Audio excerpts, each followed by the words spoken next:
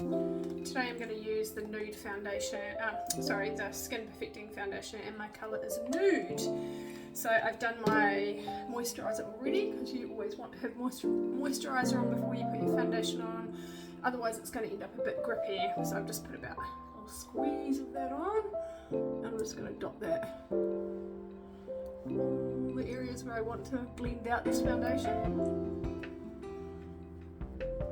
So you know, with foundation you want to, so if your face is pretty white because you know you've got sunblock on most of the time, or your face is covered most of the time, so it's not bronzing up like maybe your chest might be coming into warmer months. You want to match your foundation colour more to your chest, so I don't want to go quite as brown as my chest is, but I just also don't want to be as white as my face is. So I'm going for a little bit of a warmer colour than my actual skin colour is right now. Because if you don't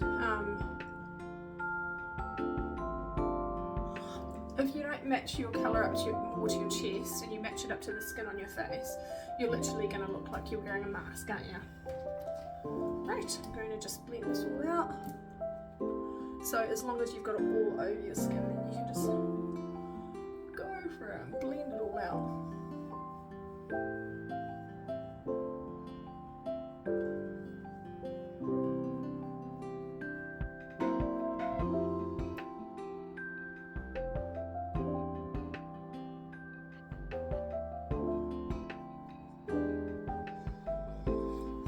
Go down your neck a little bit as well with that last little bit of foundation, because and not too much. You don't want thick foundation there that's going to end up all over your clothes, but just whatever's left on your brush after you've done your actual full face of foundation.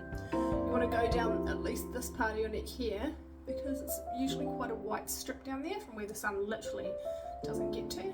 So just to join up the colour from your face to your chest, you just want to blend down there a little bit, but again, like I said, not too much makeup, just what's left on your brush after you've blended everything out.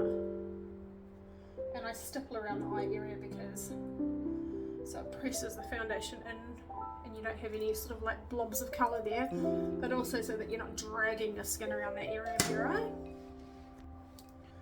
Now I'm just going to set my foundation. If you set over your eye area, that's really good for when you add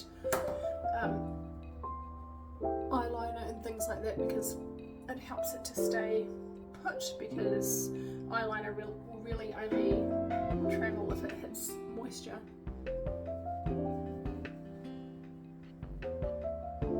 So just setting all of that.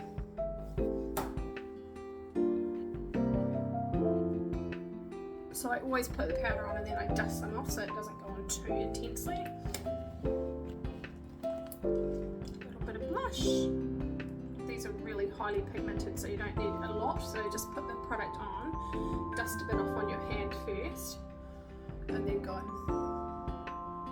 look at that, goes on quite, even when I dusted all of that off, it still goes on quite richly. So you don't really need a lot of that at all.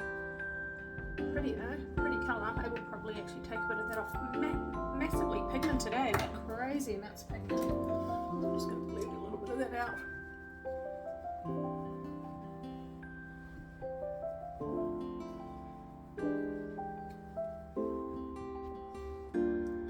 Up into the tight line. If you put your eyeliner here, it gives you a really beautiful eye line. See how dense that looks? It makes your it makes it look like you're wearing eyeliner, but it's not on your eyelid, so it's not going to travel down your skin. So you're not going to end up wearing your mascara, your eyeliner down your face, because you put it in your tight line, so it can't go anywhere except it can only blink onto your bottom eyelid, and then you can just wipe that off your bottom eyelid. Oh, typical, look at that. What not to do when you're wearing makeup. Alright, so that's your eye line there, and then you don't have to worry about any, like, trying to get it perfectly lined onto your top of your eyelid, and it just takes away the fuss of that, which I love. No fuss makeup, it's amazing.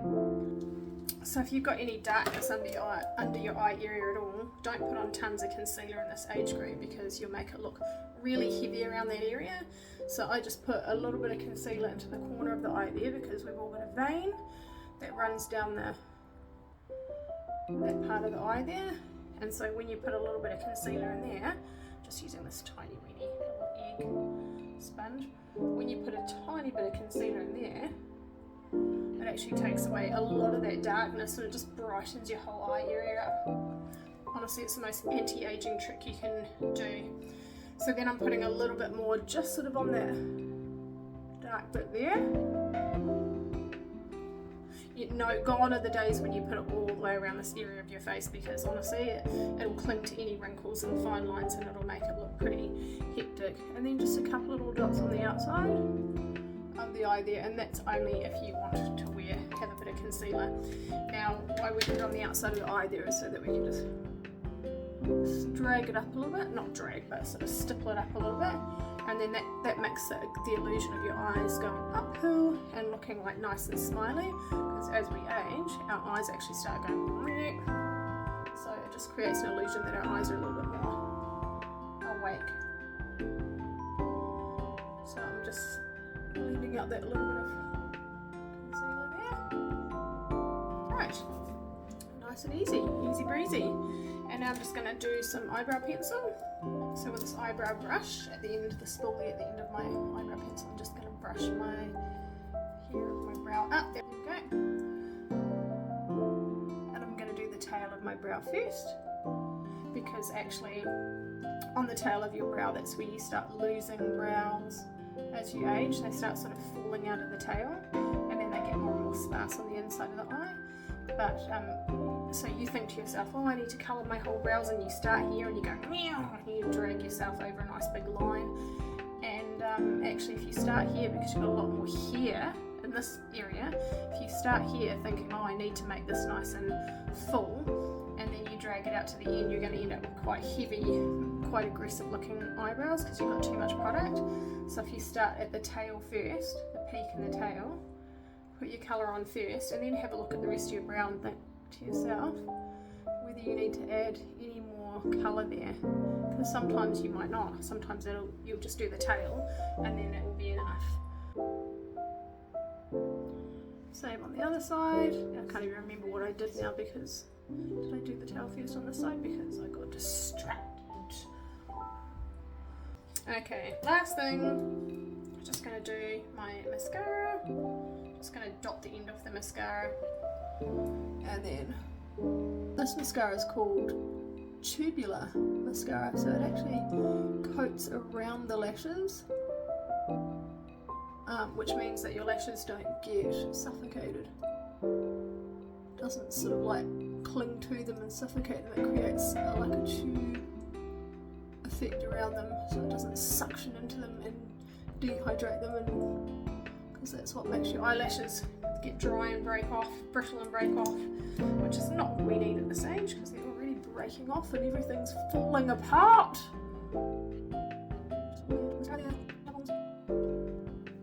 And you can do the bottom lashes if you like, but often I don't even bother, because this is a nice kind of minimal look and it makes you look awake and alive, and if you put mascara on the bottom it can often make it look a bit more heavy.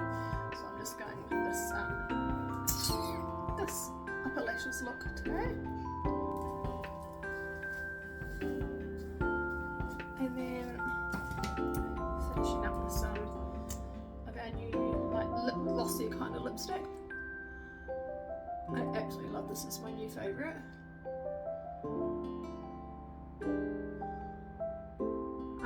And it stays on for long, longer than like creamy lipstick.